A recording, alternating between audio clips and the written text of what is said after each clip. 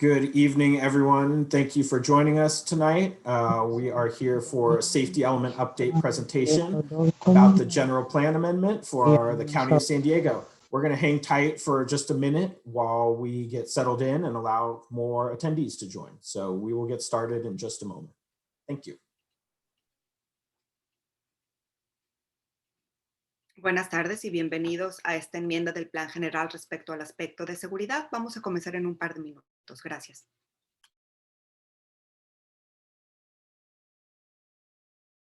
اليوم سوف نحضر معكم اليوم محاضرة بالنسبة لتطوير عنصر السلامة بالنسبة للخطة العامة لمقاطعة سان دييغو. سوف نبدأ خلال دقائق. شكرا لحضوركم.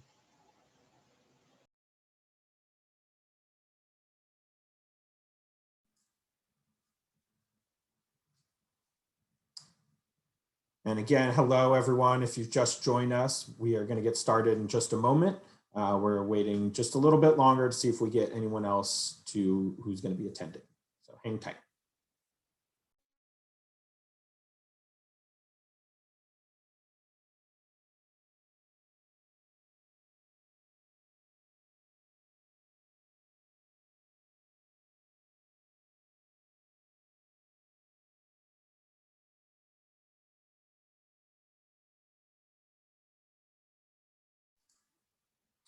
All right, I think we can go ahead and get started.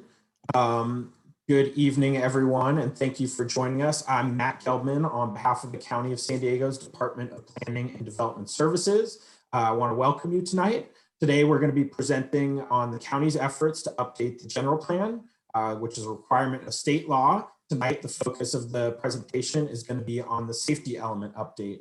Before we go much further, I want to give our interpreters a chance to give an update in Spanish and then in Arabic, please. Thank you, Mr. Gidman. Si desea escuchar esta reunión en español, por favor marque el siguiente número de conferencia: 1-425-436-6351. Cuando se le pide el código de acceso, marque 1733018 y la tecla de gato o símbolo de número, y de nuevo puede ver estos números consultándolos en su pantalla. Gracias. Thank you.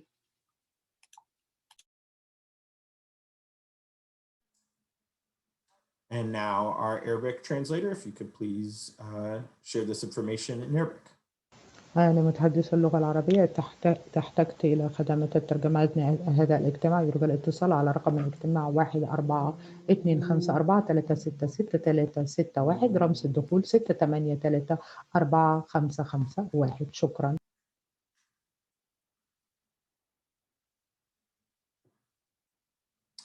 All right. And so to give you a sense of what we are going to be talking about tonight, here is our agenda. We're going to spend a little bit of time on welcome and introduction. After that, we're going to provide an overview of general plan amendments.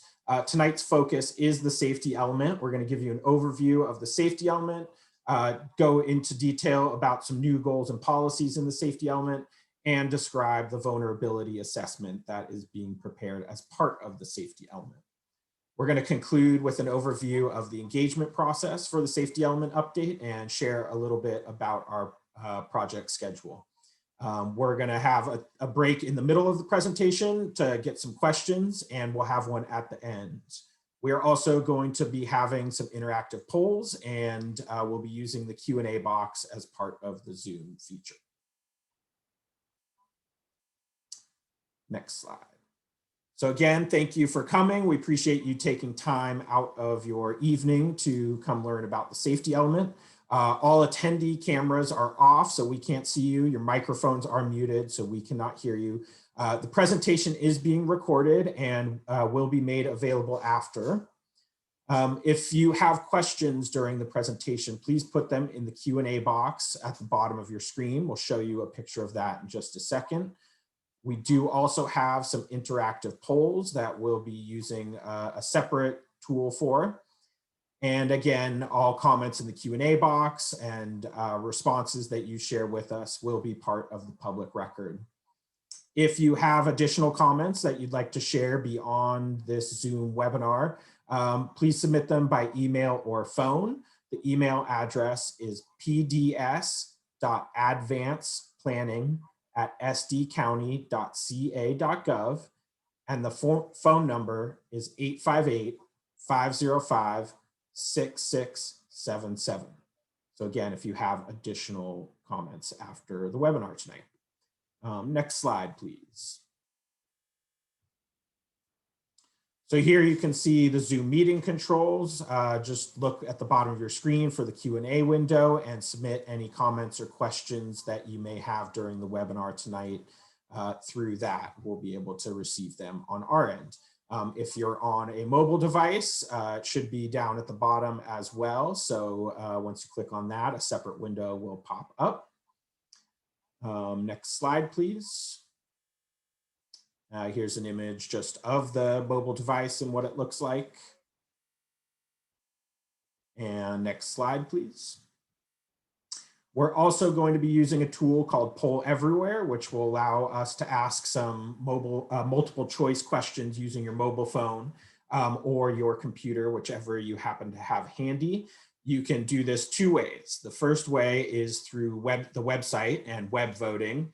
And in order to do that, please go to pollev.com and enter SD County 025. And it should let you know that you're in the poll and it's waiting to start. You can also participate via text message. And in order to do that, text the message SD County 025 to the number 22333. And you should get a confirmation back via text message to do that. So we're going to be using Poll Everywhere tonight. Before we go too much further, we're going to give you a chance to log on and test Poll Everywhere out. So we do have a couple of poll questions here for you. First one is just supposed to be a fun one to let you know how the tool is working. And it is, which type of fruit do you enjoy the most? So if you like apples, respond with A. If you like bananas, respond with B. If you like mango, respond with C.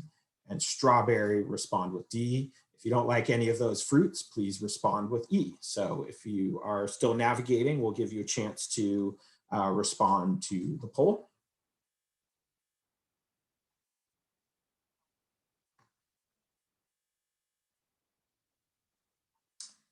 And the instructions are on the top of the slide if you're still looking for the information.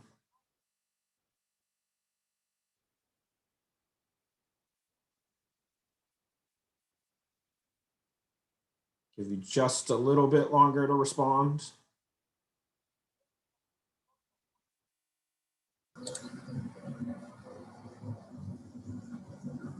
And I only see that we have 2 responses. I know there's more people than that on our webinar. So if you're having trouble logging on to Poll Everywhere, we're going to close this poll, but there will be another one. If you do have technical difficulties accessing that throughout our presentation tonight, you can always put input into the Q&A box as well. So we did get a couple of responses. We got one for none of the above, one for apple, one for strawberry. The next question is a question we would actually like your feedback on, and that's, where do you generally live in San Diego County? Or if you work in one of these areas, where do you identify most closely with? So the options are North County, including Fallbrook, Twin Oaks, Rainbow, Bonsall, and other communities, option A. In East County, communities like Spring Valley, Lakeside, and Ramona, option B. If you live in the backcountry, Borrego Springs, Campo, and Julian, option C. County Islands, Miramar or National City, option D. Incorporated cities, such as San Diego, Chula Vista, San Marcos would be option E. And if you live outside of San Diego County, option F.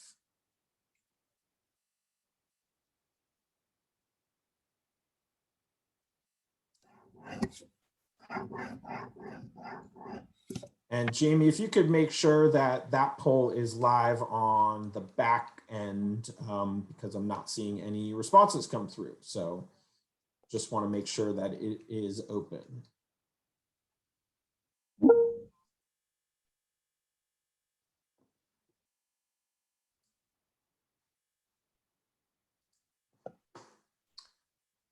Okay, I don't see that we have any responses, so we must be having another technical issue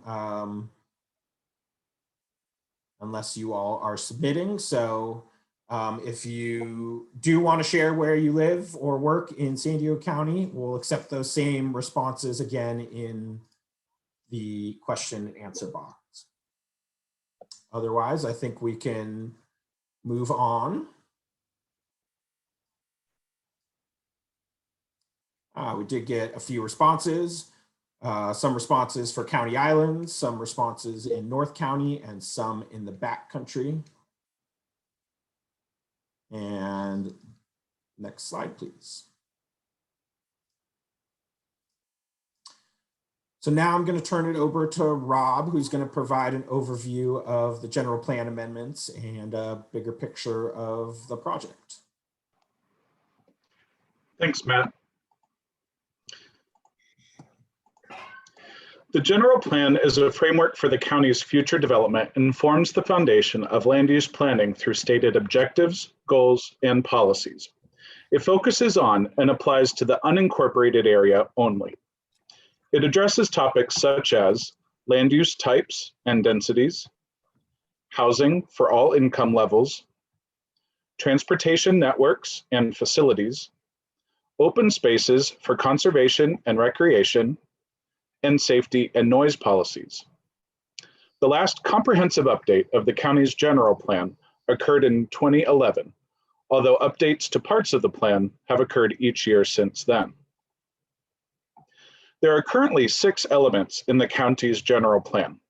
We will focus on 2 elements and introduce a new one. The housing element provides a plan to meet the unincorporated area's housing needs for residents at all income levels and at various stages of life. It identifies goals, policies, and provides an inventory of sites to meet these needs. Jurisdictions have a housing element and are required to update it at least every 8 years. The county's next housing element update is due in April. Staff is taking advantage of a 120-day grace period provided by the state to hold this workshop, incorporate your feedback, and return in the summer with final documents for your consideration. The safety element is also a required element and contains policies to protect unincorporated area communities from risks associated with seismic, geologic, flood, and wildfire hazards. The policies address future development and focus on minimizing risk of personal injury, loss of life, property damage, and environmental damage associated with these hazards. The state recently made changes to certain components of the safety element, which requires an update to the county element that also must be completed by the summer, along with the housing element, to ensure that safety hazards are taken into consideration during the development of housing policy. Any jurisdiction with state-identified disadvantaged communities must incorporate environmental justice goals and policies into their general plans. Since the unincorporated region has state-identified disadvantaged communities, and both the housing and the safety element are being updated, a new environmental justice element is being proposed for the county's general plan. The environmental justice element will establish policies to ensure fair treatment of people of all races, cultures, and incomes with respect to environmental laws, regulations, and land use policies. The existing general plan contains narrative text, maps, and visuals that frame key proposals. Goals, policies, and implementation programs for each element are the essence and foundation of the plan. These are declarative statements and set forth the county's approach to various issues and planning decisions. Goals, what you see at the top, describe ideal future conditions for a particular topic, such as town center, rural character, protection of environmental resources, traffic congestion, or sustainability. Goals tend to be very general and broad in scope. Policies, the middle box, provide guidance to assist the county as it makes decisions relating to each goal and indicates a commitment to the county to a particular course of action. The policy is carried out by implementation measures, the bottom box. Implementation measures are programs and actions adopted by the county in a separate implementation plan and identify the specific steps to be taken by the county to carry out the policies. They may include revisions of current codes and ordinances, adoption of plans and capital improvement programs, financing actions, and other measures that will be assigned to different county departments after the general plan is adopted or amended. All general plan elements, goals, policies, and implementation programs apply to the unincorporated area with partnerships and agreements shared across jurisdictions and surrounding incorporated communities. The safety element focuses on identifying and addressing natural hazards and human activities that may pose a threat to public safety. It also includes policies related to future development that will minimize the risk of personal injury, loss of life, property damage, and environmental damage associated with these hazards. Updates to the general plan are important to adapting and improving planning processes and policy decisions to address changing community needs and priorities across the county. The general plan creates additional opportunities for the county to strengthen partnerships with community groups and organizations, prioritize funding, programs, and services, and continue engaging with most impacted communities.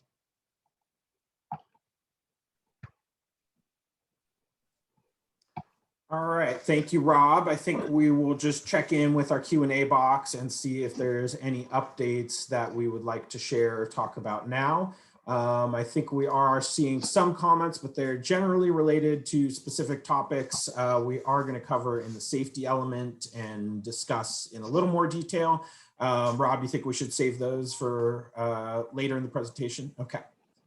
With that, I think we can move on to the safety element overview, and I will turn it over to Aaron. Thanks, Matt. Quiet. So the purpose of the safety element is really to ensure that a community is understanding and minimizing the risks of personal injury, loss of life, property damage, and environmental damage associated with natural and human caused hazards. And this is required by the California Government Code, section 65302G. There's a number of sections that have been added onto this code section over the years that this safety element update is now addressing. Next slide. And so the topics that are going to be focused on in the safety element are very similar to the topics that were previously addressed. As always, wildfire, seismic hazards, and flooding are really kind of the top three hazards that most communities across the state need to address because of the nature of our communities and the nature of the state that we live in. Hazardous materials, law enforcement, and airport hazards are existing topics that were previously covered, and we'll discuss how much change has really occurred. But one new topic that is being addressed, and this is in response to changes to the government code, is addressing climate change. And it's really focused on how climate change may exacerbate some of the existing hazards that that the community is already exposed to. Next slide. So one of the things we wanted to do was we wanted to understand what are your top safety concerns from natural or human caused hazards. And so we have, again, opened up a poll that you can initiate your answers to. But tell us if one of your top safety concerns would be wildfires, geologic and seismic hazards, flooding, hazardous materials, airport hazards, climate change, emergency response in general, or none of the above.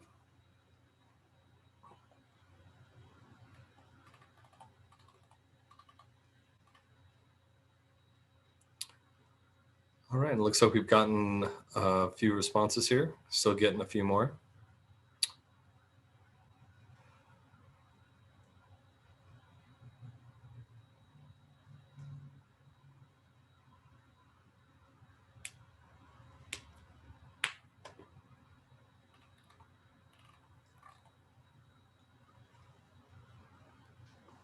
Looks like we're getting some good responses to this poll, so glad everyone's able to find their way on the tool. I think we'll give you just a moment longer and then we can close the poll and move on.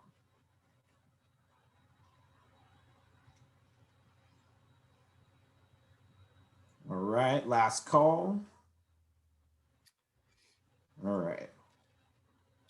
So it looks like the top responses were wildfires, climate change, and emergency response as the top issues. And that's really good feedback. And remember that all feedback that we're receiving as part of this is going to help us in understanding, are we focusing on, those issues and concerns that the community is also concerned about. Next slide.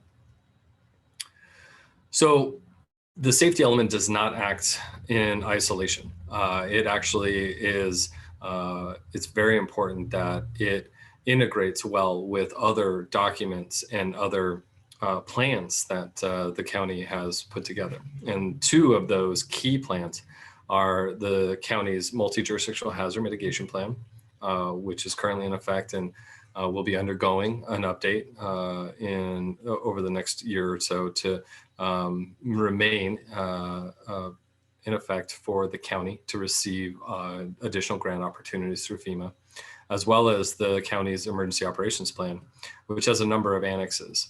One of those annexes, there was a question about that, whether or not that annex is going to be updated, and it's known as Annex Q, and this is dealing with evacuation, and that is being relied upon as part of the safety element update, and we're closely coordinating with the Office of Emergency Services, and then ultimately anticipate that they will conduct an additional update to that annex after the safety element is complete.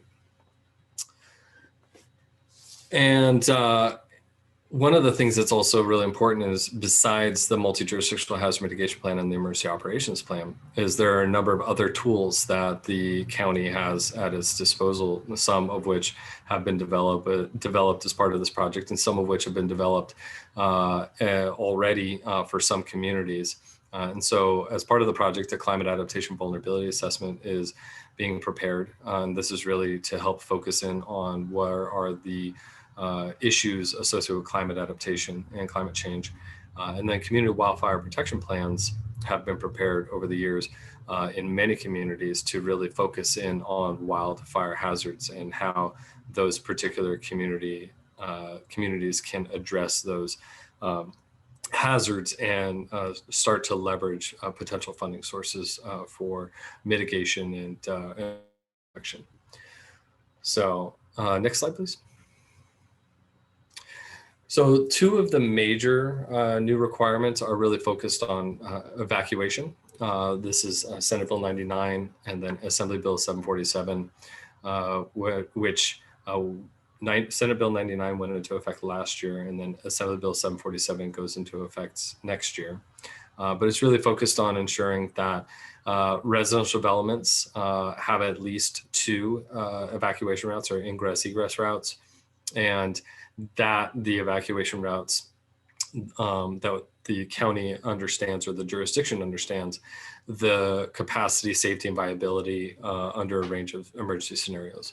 We've done quite a bit of analysis as part of this to ensure compliance with these requirements and make sure that we're bringing forth to the community and the decision makers the right policy framework that will help assist evacuation in the future. And then climate change vulnerability, and we'll get into greater detail later on in the presentation, is really focused on SB 379, which was adopted and went into effect in 2017. And this is really focused on ensuring you understand how climate change may exacerbate the potential vulnerabilities within your community, and then having a series of goals, policies, and objectives to address those concerns into the future. Next slide. One of the important things about the safety element too is making sure that we're using the best information. And so there have been a series of map updates. Some of these updates are still relying on previous information from the 2016 safety element. However, there are a few that we've done some additional modification to the data based on some new information that's available in making sure that it's consistent with the government code and best practices. Next slide. And so I want to walk you through really kind of where the meat of the change has occurred within the safety element. And as you look at it, if you can click the button, there's a variety of topics as we've identified: disaster preparedness and wildfires. These are two topics that have received a major revision. Geologic seismic hazards and flooding, we've made some minor revisions. And then climate change as a whole new section that wasn't there before. And then hazardous materials, airports, and law enforcement. These are sections where no change or minor changes have occurred. In total, the element has approximately 88 policies, 16 goals.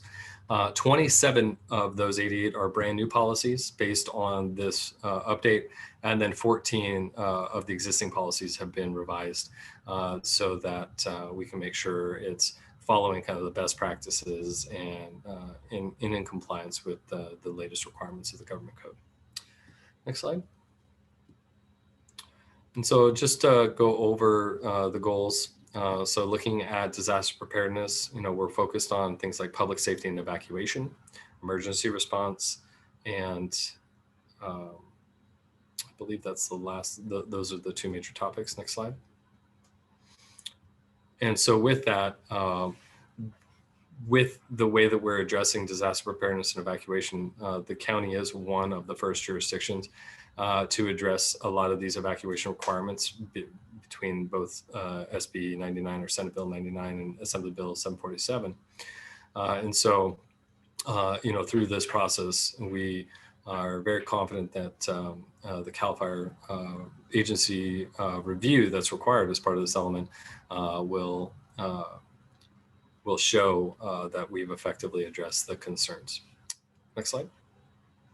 So new key policies and programs, establishing a high hazard risk relocation program, advise or require new developments to assist in eliminating evacuation impediments, identify community plan areas in need of evacuation plans, and really trying to break down many of these issues at the community plan level and make sure that the community plans are helping to try to address some of the key concerns that we're focused on for disaster preparedness. Next slide.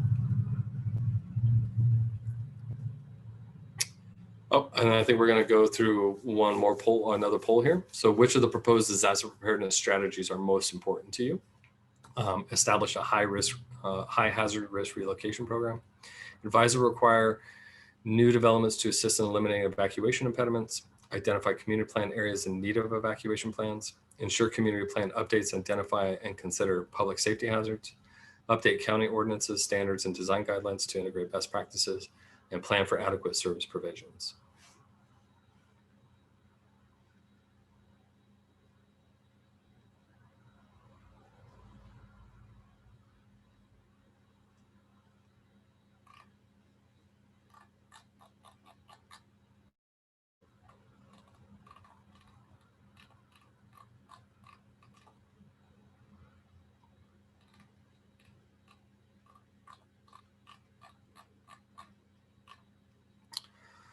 All right, seeing the results, looks like identify community plan areas in need of evacuation plans is definitely a priority, followed by ensure community plan updates, identify and consider public safety hazards. And then establish a high hazard risk relocation program and update county ordinance standards and design guidelines to integrate best practices are the last two categories that received voting.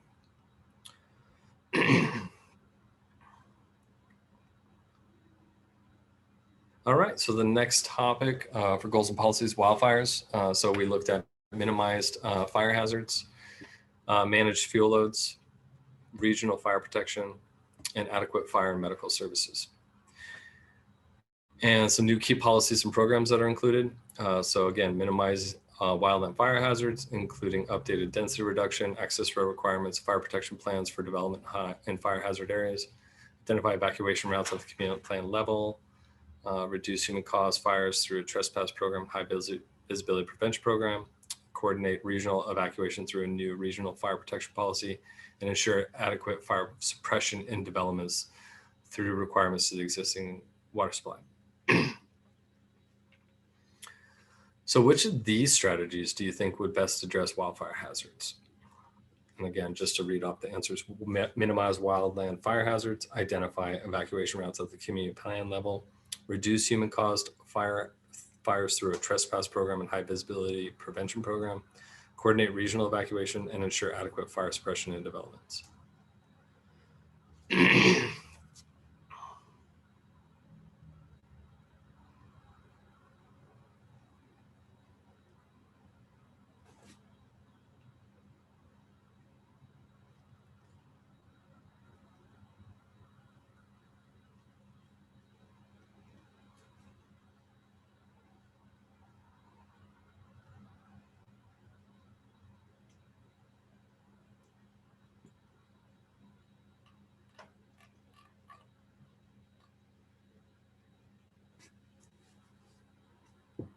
All right, it looks like we've got the two top answers here: minimize wildland fire hazards and identify evacuation routes at the community plan level, and then followed by reduce human caused fires and then coordinate regional evacuation.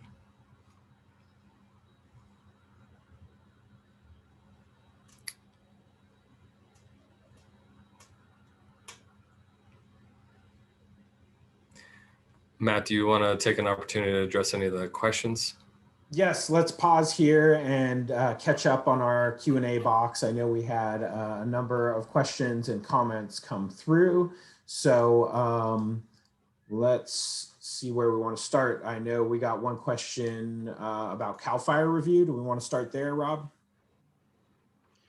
Yeah, I think I'll give Aaron a second here to catch up on the CAL FIRE review process. I think he can speak to that, as well as there was a question on FEMA mapping, Aaron, maybe that you could speak to, as well as vegetation management. Those were three that came to mind. But while you're looking at those, there was a question that came through asking, is Annex Q being updated as a part of this general plan update? And the answer to that is it's not. The general plan does not oversee Annex Q. That's a separate document. And so the County Office of Emergency Services is the one who's responsible for that. And that would be a separate effort than this amendment for the safety element. Just wanted to mention that another comment that came through, they wanted to list several items that were in one of the multiple choice before, saying that flooding, fires, and minimum road widths and clearances around structures were their concern. So they just wanted to note all of those. Aaron, I don't know if you'd be able to respond to any of those three. Yeah, so the CAL FIRE review is a requirement as far as if you have either state responsibility areas or very high fire hazard severity zones within the local responsibility area. It requires that your safety element be reviewed by CAL FIRE Land Use Planning Group staff, and then ultimately adopted by the California Board of Forestry and Fire Protection. And through that review process, there's a series of criteria that they look at to make sure that this safety element is meeting those requirements. And once you've completed that review, the Board of Forestry Fire Protection will conduct their review, do an adoption, and that all occurs prior to final adoption by the jurisdiction. So in this case, the Board of Supervisors. And so we're in that process right now, waiting for the Board of Forestry and Fire Protection to finalize their review and adopt the safety element. And once that occurs, then we've met the requirements under Government Code 65302G3, which is dealing with all of the CAL FIRE requirements within the safety element. So it doesn't mean that any jurisdiction can't go above and beyond, but we're trying at this point to make sure that we've set the bar and we're meeting those requirements, and it looks like that will be the case. As far as the FEMA flood zones, and I believe I remember the question, it's about whether or not the county can map the FEMA flood zones. So the FEMA flood zone process for mapping, conducting mapping occurs on a somewhat regular basis. FEMA will initiate remapping flood zones, and they've gone through this process to modernize a lot of their mapping redefine a lot of the assumptions that were originally built in. And so a lot of new maps have come in, and the mapping that's in the safety element is using the latest data sets from FEMA. And I cannot attest to the date of when those were completed, but I know that that's what the county is using. But that doesn't mean that a jurisdiction can't also define areas outside of what FEMA has mapped from a flood hazard standpoint. As far as the specific concerns on specific properties, the general plan is really focused on the big picture of covering the entire jurisdiction. And so unfortunately, we try to set policies that really help counties the fine-grained pieces of it sometimes do not get addressed when we're dealing with such a large area and the way that we're trying to address it from a policy perspective. So, so to speak to that, and I don't know, Rob, if there's jump in on the FEMA. Yeah, Aaron, you were breaking up a little bit there, but I think I heard. I did want to add a little bit. So as it relates to what is perceived as unsafe conditions within the neighborhood, as it relates to vegetation, overgrowth, as it relates to maybe unpermitted structures, encroachments in side yards, that type of thing.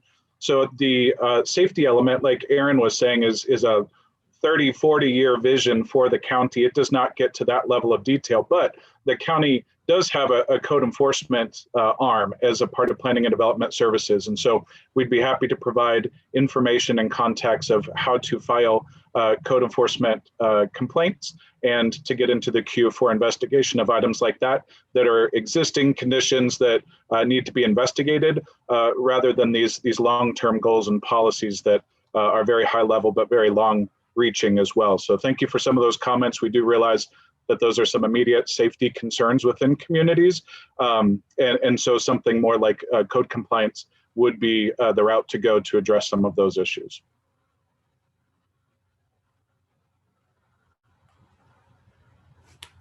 And then, Rob, there's a comment about AB 2911 included. So AB 2911 is actually for the jurisdiction to designate by ordinance very high fire hazard severity zones. So that's something that applies. It's as under an ordinance, it's outside of the purview of the safety element. However, we're relying on those same very high fire hazard severity zones within based on CAL FIRE. And if I'm not mistaken, the county has already adopted those that mapping by ordinance. So I believe compliance has already occurred. Thank you, Aaron. Think we can keep moving on and we'll catch any other comments at the end of the meeting, but want to make sure we get through the rest of our presentation.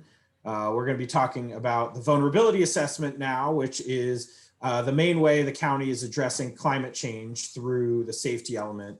And the county is doing that by including resiliency goals and policies within the safety element itself. In order to do that, it's using the California Adaptation Planning Guide, which was used to help guide the process of preparing the vulnerability assessment and adaptation report. And the Adaptation Planning Guide was prepared by the California Emergency Management Agency and the California Natural Resources Agency in the middle of last year to define best practices on how to prepare a vulnerability assessment and adaptation report. Next slide, please. So this is the first time that climate change is being included in the safety element. The effects of climate change are already occurring at a global and regional scales and are projected to worsen existing hazards in the unincorporated region over time. Addressing climate change requires an integrated approach that targets both the sources of climate change and its effects. Mitigation is includes efforts that focus on reducing or preventing the sources of climate change and are termed climate change mitigation or climate action. Adaptation, which is the subject of the vulnerability assessment, includes efforts to reduce harm from the effects of a changing climate, and referenced as the climate adaptation and resilience strategy often. For the safety element, this means that it complements other state and regional efforts that focus on prevention and mitigation of greenhouse gas emissions. The new climate change vulnerability assessment and adaptation goals and policies identify the impacts of climate change and include strategies to protect people and infrastructure. It increases overall resilience of the efforts of the effects of climate change. These policies are complementary to the county's in-process climate action plan update. Next slide, please. So to give you an overview of the vulnerability assessment and adaptation report, traditionally, the main components of the safety element include hazards such as flooding or wildfire. However, climate change is already affecting how often we experience extreme heat, flooding, and other hazards. So we need to plan and be prepared for how climate change could impact the county in the future. The VA, the vulnerability assessment, was the primary tool the county has taken to identify the climate vulnerabilities and prepare adaptation strategies. The objectives of the vulnerability assessment include understanding how climate change may worsen existing hazards and create new risks to people and community assets.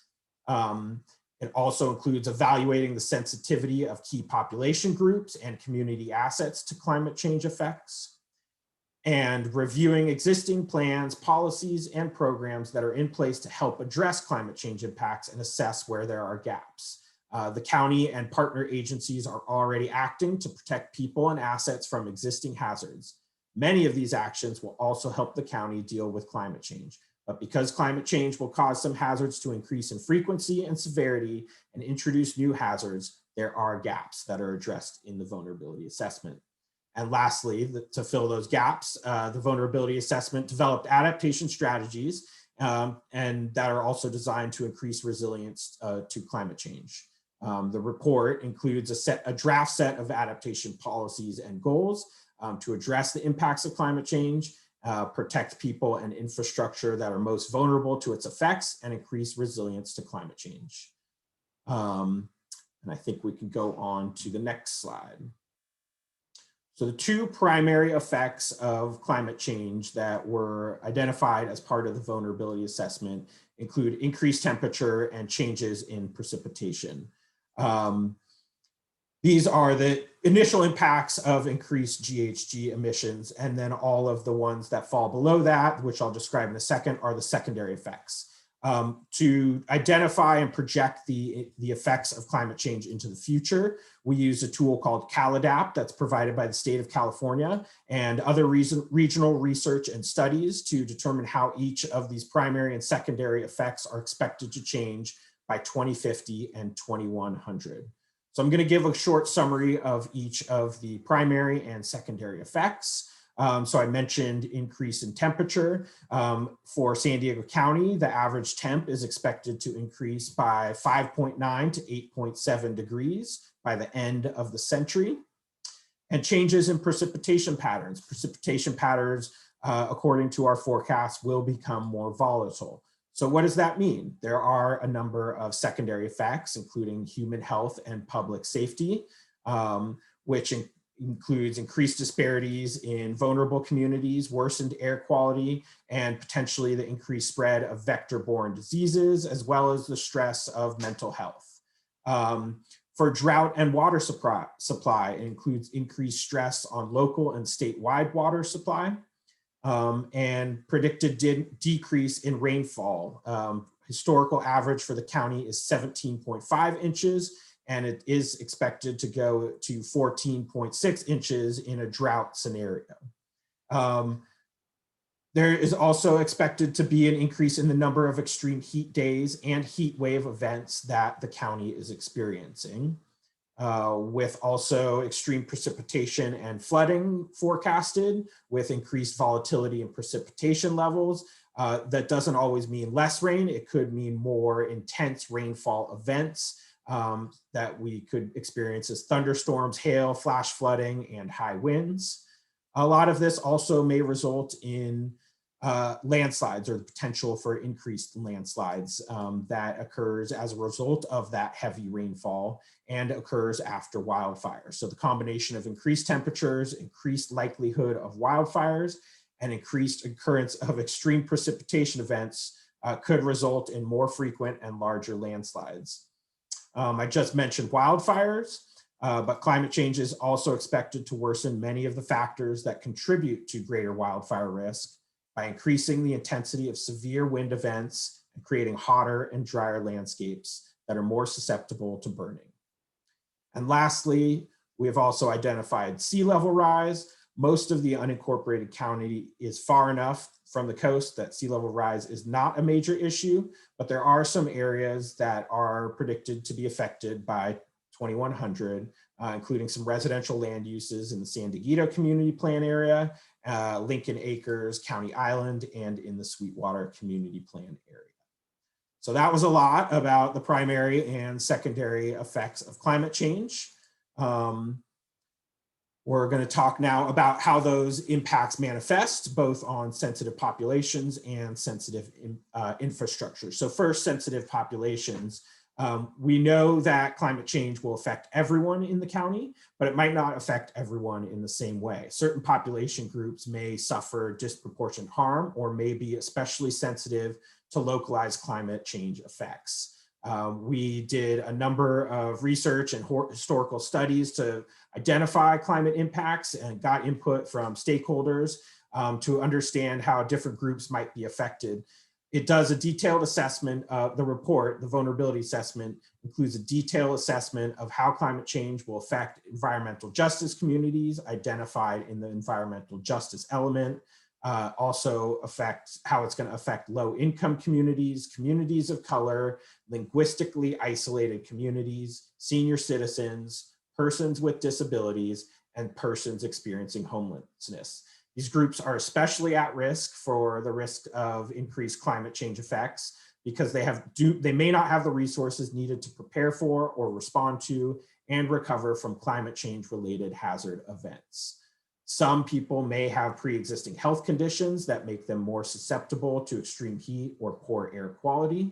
And persons with disabilities might require mobility assistance in order to respond to emergency events.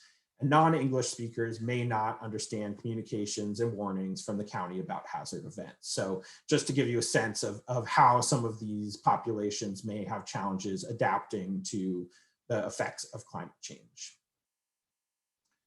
We can go on now to sensitive infrastructure and assets.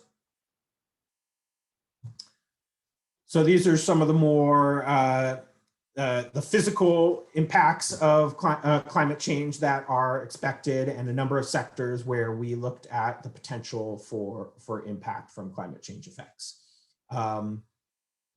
First, we have transportation. That includes roads, bridges, bus stops, and transit facilities. The vulnerability assessment identified that wildfires and flooding could cause direct damage to transportation infrastructure or render routes impassable. Extreme heat could also prevent pavement deterioration or railroad buckling. In the energy sector, we do know that that includes transmission lines and natural gas pipelines and generation of electricity. Increased electricity demand for cooling during extreme heat events could stress the grid capacity, and landslides, wildfire, and flooding can physically damage infrastructure. For water, we're looking at flood control infrastructure, conveyance pipelines, water supply, and wastewater treatment infrastructure. And the vulnerability assessment identified that climate change could physically damage infrastructure. Flooding could result in increased contamination and poor water quality. Extreme heat and drought could stress the water supply. And biodiversity and habitat, we looked at the variety of habitats, the diversity of species, and the recreational value of conservation and open space lands. And just noted that the climate change effects could increase erosion as a result of flooding events, drought, landslides, and wildfires. And climate change could result in shifts and the destruction of habitat for species. And lastly, emergency services. We have already talked a lot about evacuation route analysis today. And we did look at that in the future scenarios to identify how emergency response personnel, facilities, and communications may be impacted by the effects of climate change. And just we noted that as hazard events become more common, we are increasingly reliant on emergency service providers, and these people are on the front lines of addressing climate change. So they're going to be exposed to greater health and safety risks, and hospitals and emergency facilities will need to potentially handle increased demand. So that's a little bit about the climate change effects on sensitive infrastructure and assets. Next slide, please. So now turning to the adaptation strategy development process. How did we take the information we know about the effects of climate change and its impact on communities and infrastructure to develop policies? And our approach really looked at addressing the most vulnerable populations and the most sensitive infrastructure. So we looked at factors such as how urgent or severe is the climate impact, how sensitive is the population or assets, what protective measures are in place, such as those in the county's general plan, the climate action plan, the emergency operations plan, and what other regional, state, and local agencies are doing, such as Caltrans, SANDAG, the County Water Authority, to help ensure that our infrastructure and infrastructure systems do have ability to adapt to climate change effects. Also looking at how feasible is the policy. Are there partnerships and resources available to help implement the policies? And are there co-benefits? Are there things that can benefit the community beyond increasing resilience, such as reduced reliance on fossil fuels, or measures that have both adaptation and climate change mitigation benefit? So those are some of the ways we started to identify adaptation strategies. Next, we are going through some of the goals and policies that are included in the vulnerability assessment. So if we could go on to the next slide, which is a summary of the goals, including goals that address resilient communities, resilient transportation systems, resilient energy systems, resilient water systems, resilient natural systems, and emergency services. So first, we're going to look at some of the policies and programs that are key to addressing resilient communities. And some of the things that are included in the vulnerability assessment include developing outreach and education programs for heat-related risks and strategies to prevent heat-related illnesses, addressing housing insecurity to reduce the exposure of persons experiencing homelessness, increasing the completeness and availability of emergency supplies and resources to all segments of the population, establishing or expanding on existing resilience hubs in areas where vulnerable populations are present. So this could be something like a cooling center during heat events, developing a community-wide outreach program to educate vulnerable populations on how to prepare and recover from climate change effects and avoid new residential development in very high and high fire severity zones, as well as increasing resilience of existing development in high-risk areas. So those are some of the key policies related to resilient communities. I think we have a poll just weighing the various options to see if anything is most important. So which of these proposed policies related to resilient communities are most important to you? So we have, again, the options are develop outreach and education programs is option A, address housing insecurity and reduce the exposure of persons experiencing homelessness, option B, increase the availability of emergency supplies and resources, option C, establish or expand on existing resilience hubs, option D, integrate climate change and health equity into traditional public health programs, develop a community-wide outreach program to educate vulnerable populations on how to prepare for climate change effects, avoid new residential development in very high and high fire hazard severity zones, and increase the resilience of existing development in high-risk areas. And again, we know some of you have commented that you prefer a select multiple. We're just trying to get a relative sense of where your priorities and interests are. If you have more to share, additional policies, I think you can go ahead and indicate that in the Q&A box.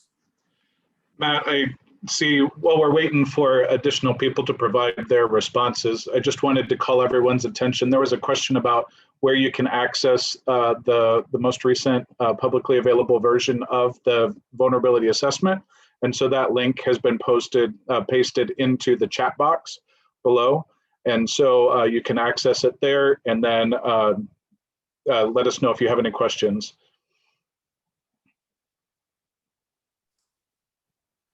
Thank you, Rob. And I think we'll give you just a moment more to complete the poll. And I think we can go on to the next slide. That'll still collect some responses as we see what the top choices were.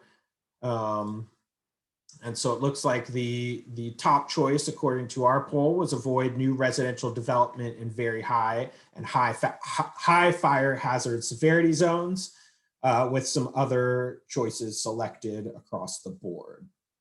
So thank you for completing that. I think we can keep moving on into our next category of goals for the vulnerability assessment, which is resilient transportation systems. So some of the policies included to address the resiliency of transportation systems include incorporating sea level rise effects into capital improvement plans, updating maintenance protocols, incorporating wildfire risk as a factor in project site review, coordinate with regional transportation agencies to ensure redundancy of high-use transportation corridors, ensure that transit services can continue to operate during and after extreme events, and collaborate with regional transit providers to increase shading and heat mitigating materials on pedestrian walkways and transit stops. So some of the ways we're proposing to have a resilient transportation system. Again, we're going to have a poll on that right here coming up.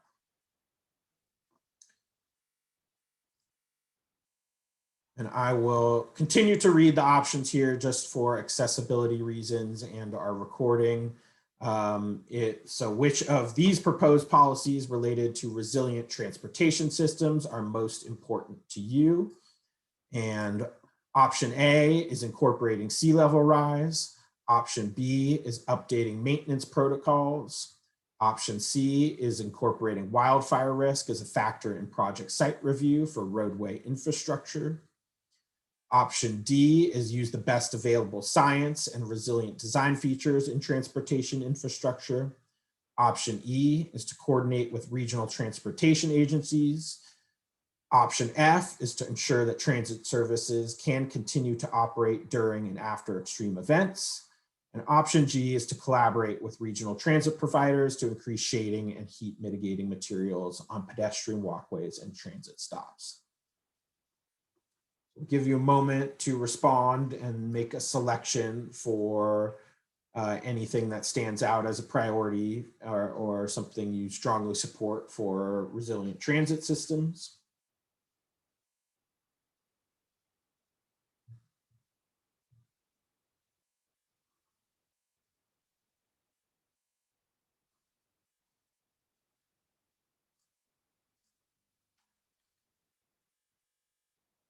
We'll give you just a moment longer to make your selection.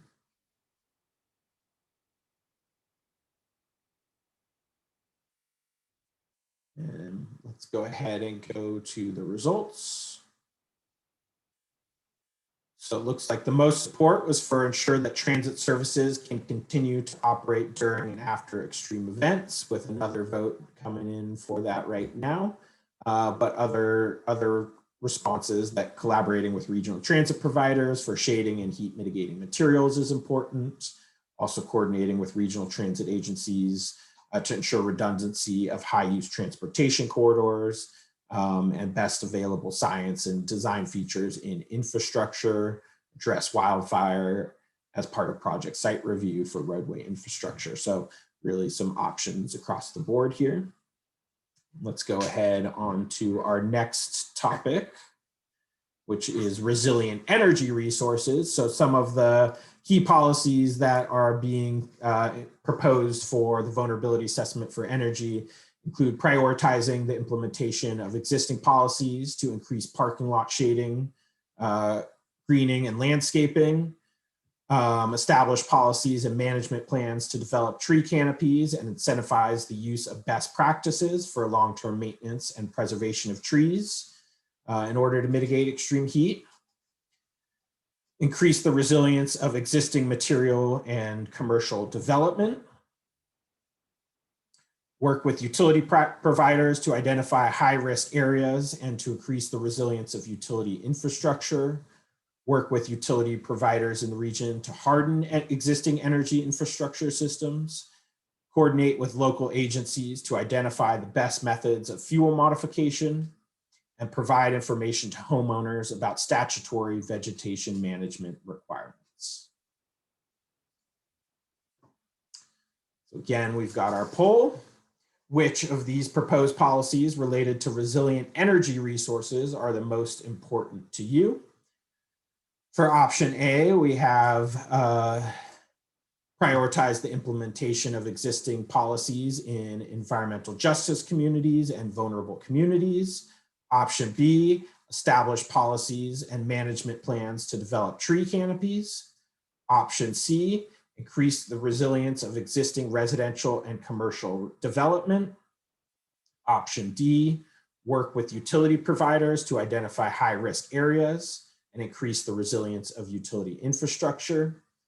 Option E, work with utility providers in the region to harden existing energy infrastructure systems. Option F, coordinate with local agencies to identify the best methods of fuel modification. And option G, provide information for homeowners about statutory vegetation management requirements. Please make your selection. If you have more to share about resilient energy resources, go ahead and leave a comment in the Q&A box.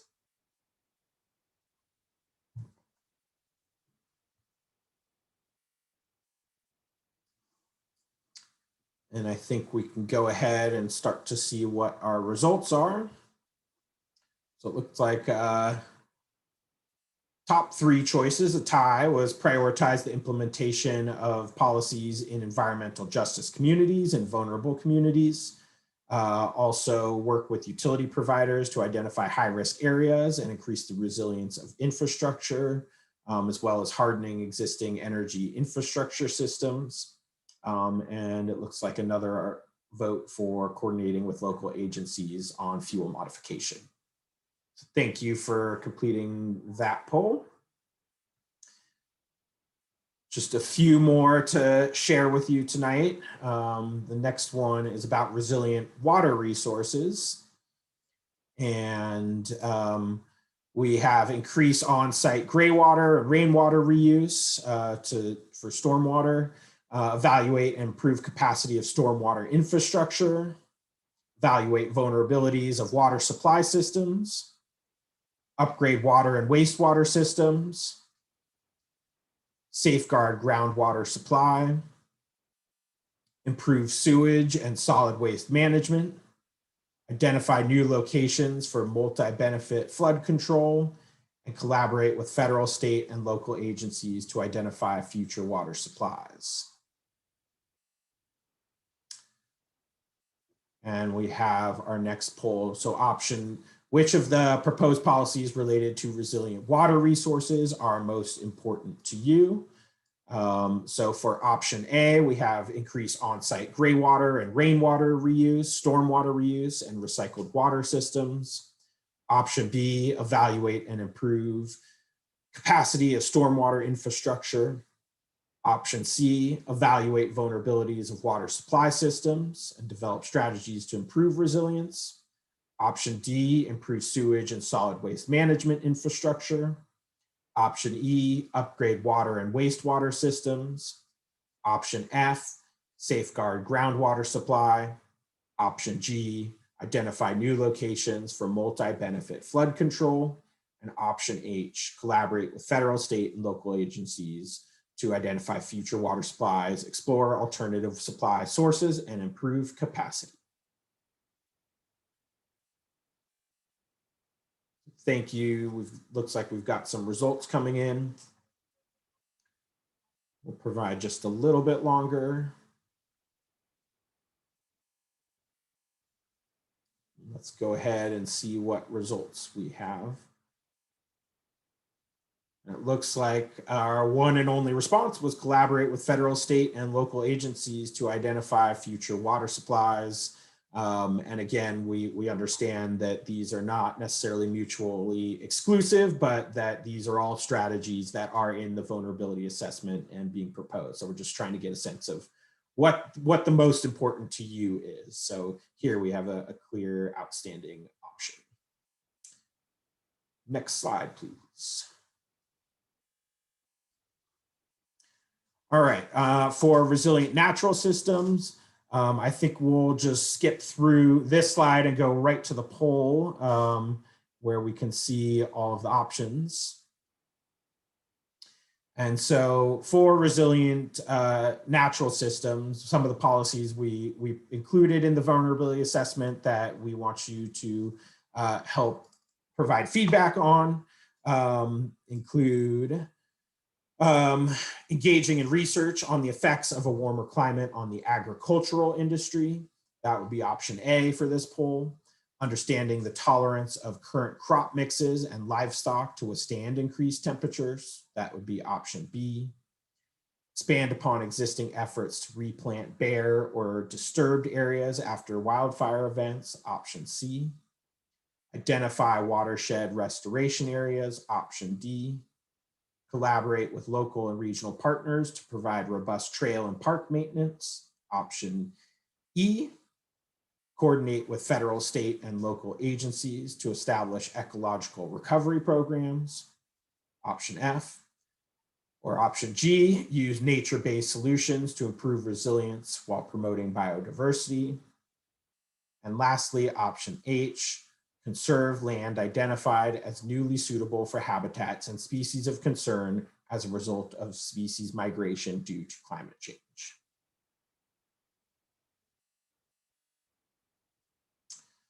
All right, looks like we're getting some responses back, and it's about the number we've had so far for our other polls. So let's go ahead and see what the responses are. Looks like a lot of support for conserving land for newly suitable habitats. Followed by nature-based solutions to improve resilience, and a couple options for coordinating with federal, state, and local agencies, as well as looking at crop mixes and livestock to withstand increased temperatures. And let's go on to our last subject area for the vulnerability assessment. And let's go ahead and go straight to the poll slide. Thank you. And so for emergency services, some of the policies that are key to the vulnerability assessment that we're sharing with you tonight are the following. And we're going to ask you which of these proposed policies related to emergency services are most important. So we are sharing coordinating and improving emergency preparedness systems, option A. Ensuring that emergency service providers have adequate access to emergency supplies, option B. Build upon existing efforts to identify temporary shelters during hazard events, option C. Integrate findings of climate vulnerability into all phases of emergency planning, option D. Improve access to and understanding of emergency information and warnings. Option E, ensure local medical facilities are prepared to meet increased demand because of hazardous events. Option F, ensure emergency workers are educated on exposure to health hazards. Option G, and consider the installation of microgrids at critical emergency response facilities, option H.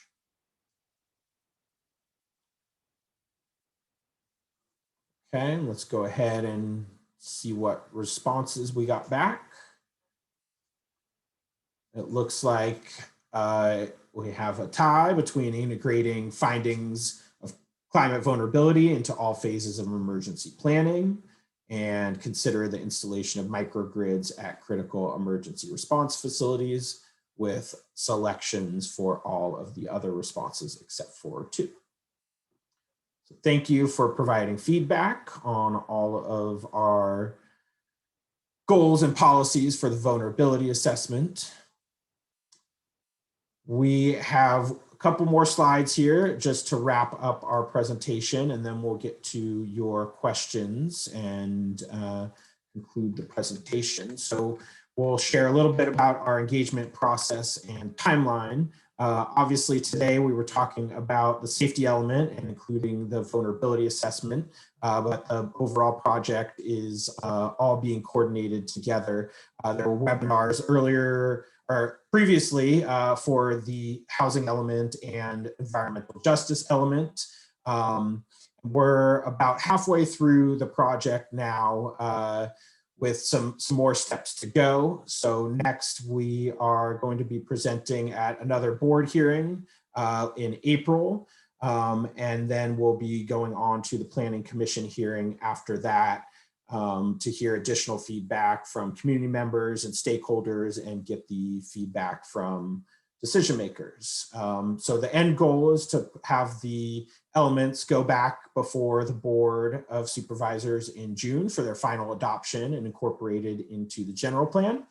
And before that happens, I'll note that we do have public review currently for our planning documents, and that is scheduled to conclude on April 12th. So we do have one more slide with contact information. That's the best way to provide comments on those documents directly or share any additional ideas or thoughts you may have about any of the projects that the county is doing, the housing element, the safety element, or the environmental justice element. So once again, the email address is pds.advancedplanning@sdcounty.ca.gov, or you can call by phone at 858-505-6677.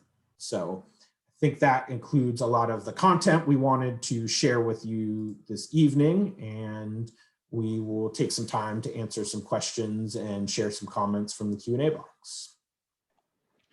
Thanks, Matt. I'll go ahead and jump in. There was a question that came in the chat box that said, are evacuation plans in place in different communities? If not, can they be put in place? And we briefly touched on this earlier, but this element has some information about evacuation other than the regional evacuation routes that are included as an exhibit in here as identified in Annex Q. There's not more specificity. However, there are policies related about evacuation routes as it relates to community plan updates and how those will be analyzed, as well as analysis for discretionary projects when they come through for approval, how the access is analyzed. And I just want to highlight that the county will continue coordinating with the state. This is an evolving topic, and there are some requirements already in place that will have more information and more resources coming forward about the evacuation route specifically. And so in future updates, the safety element will be revised to include more specificity related to evacuations. Aaron, did you want to take one?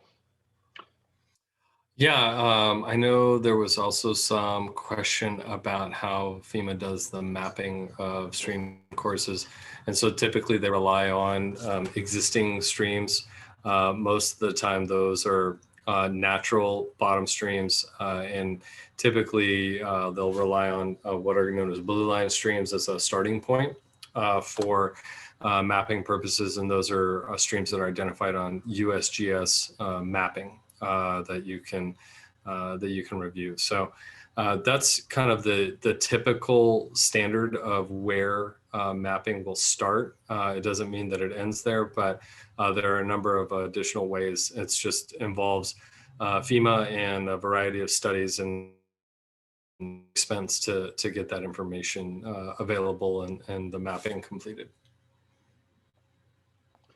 Great. I have another one here that was submitted that says, for older communities like Humul del Sura, will we be specifying types of funding for the county itself? Presently, there is a grab bag of different funding sources that sometimes require a great deal of time to apply for, which is a great question about funding as it relates to the element. So the safety element update itself is largely looking at updating our policies, updating our regulations and our standards. The update itself does not come with dedicated funding, but it does reference other plans and planning practices like community wildfire protection plans, as well as the parallel multi-jurisdictional hazard mitigation plan. So while the safety element itself, other than potentially identifying funding for studies or coordination efforts, it does reference some of those other plans where funding opportunities may occur. I think another question that came up was the interaction of slope stability and wildfire and planting native vegetation and planting non-native vegetation. And we do understand the synergies between how wildfires then can exacerbate slope stability concerns, landslides and mudslides after a fire event. And that is a concern that we're trying to address. And the interaction of not only the safety element, but the hazard mitigation plan, the community wildfire protection plans, those all really are many of the tools that the county will try to rely on to make sure that post any sort of event, you're thinking about the secondary and tertiary potential impacts from whether it be a wildfire or a flood or some other hazard. So while sometimes these hazards may be addressed in what seems like isolation, the intent is that many of the policies that are being developed across multiple subjects actually will work in concert with each other and have some synergistic, hopefully positive effects, not only for communities, but for the county as a whole.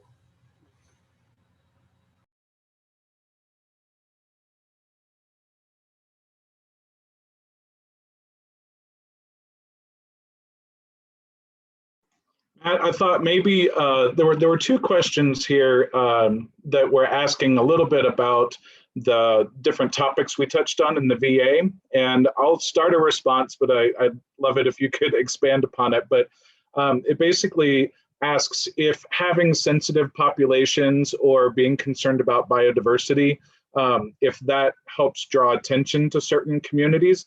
And I thought maybe if you could explain a little bit more how the vulnerability assessment and the safety element are considering that in the context of climate change and the policies that were developed for that.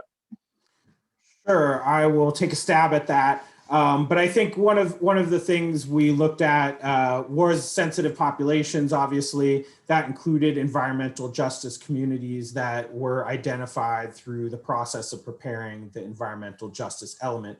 So that's a more rigorous, defined process that relies on a process to meet state definitions for what is an environmental justice community. But beyond that, the vulnerability assessment also looked at other communities in a qualitative way that may have sensitivities either to the impacts and effects of climate change or in their ability to respond. So some of the populations in a specific area could meet one or many of those different characteristics. For example, senior and a pre-existing medical condition, which make them have compounding risks for the effects of climate change.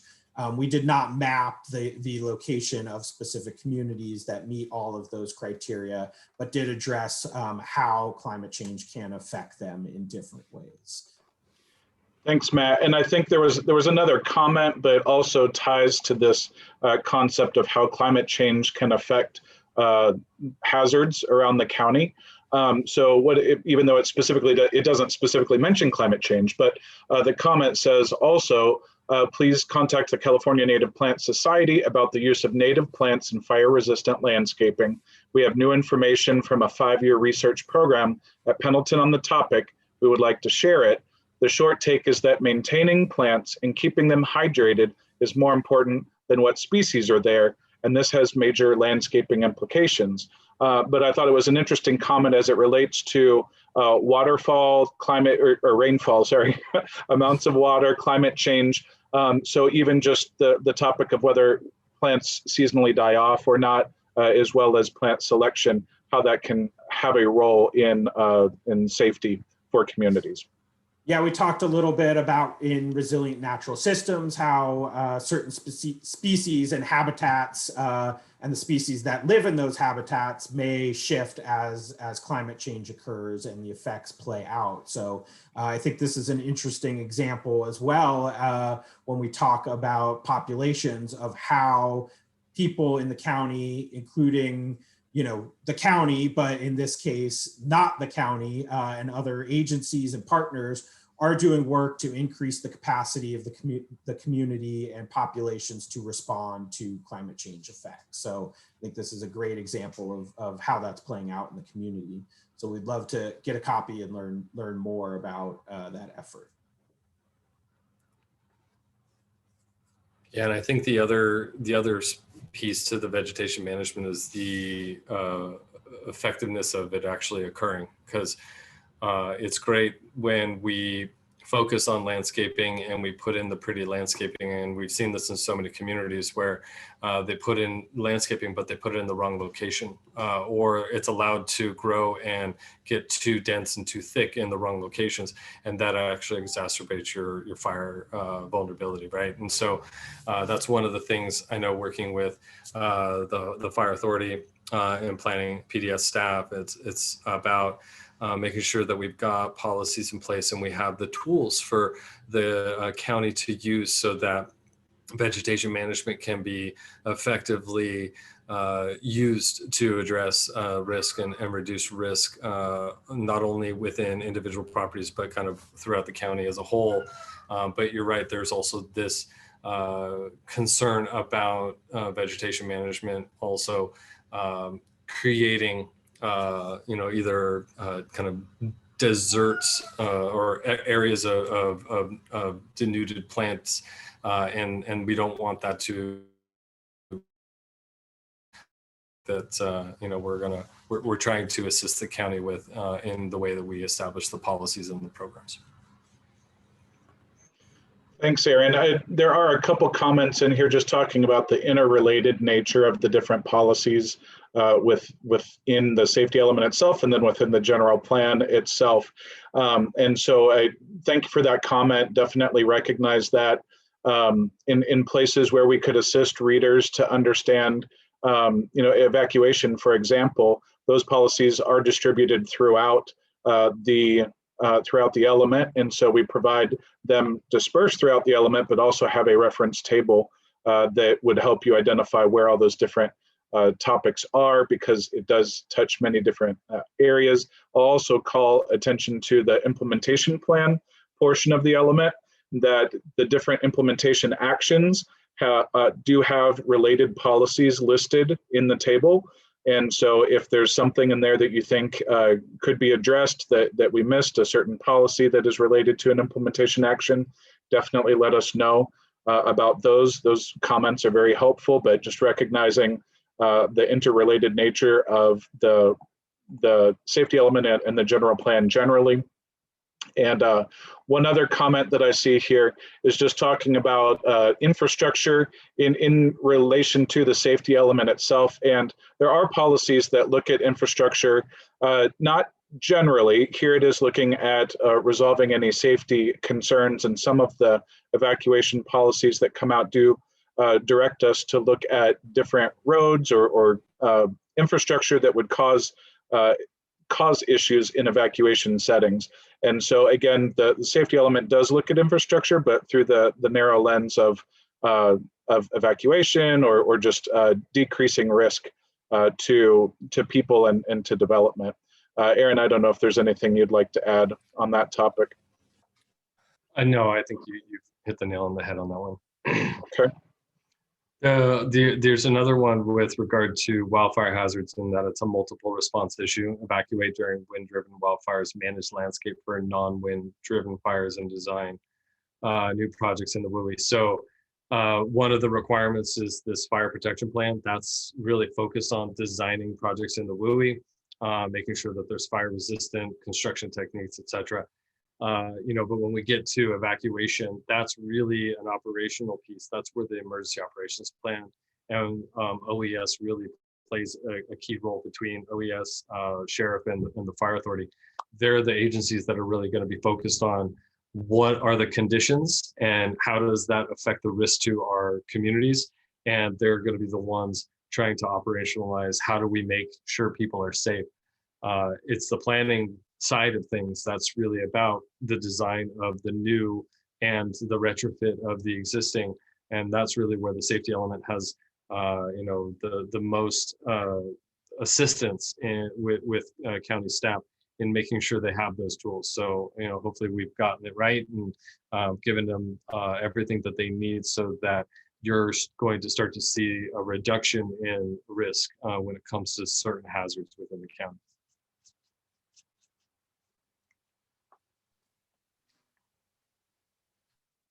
So I think we have no more questions in our question and answer box. This is last call for questions or comments you'd like to share through our Zoom platform tonight. So if you have any other questions, now is your chance to type those in.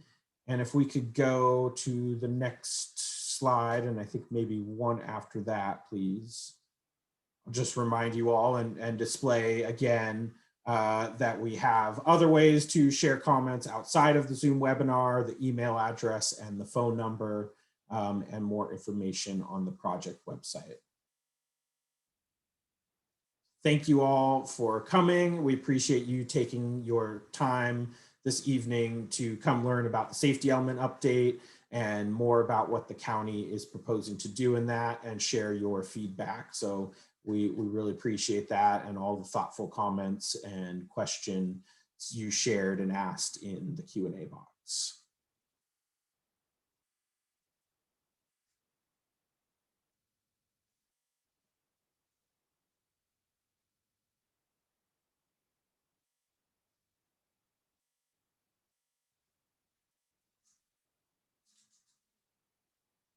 And we'll give just a moment longer for any other questions.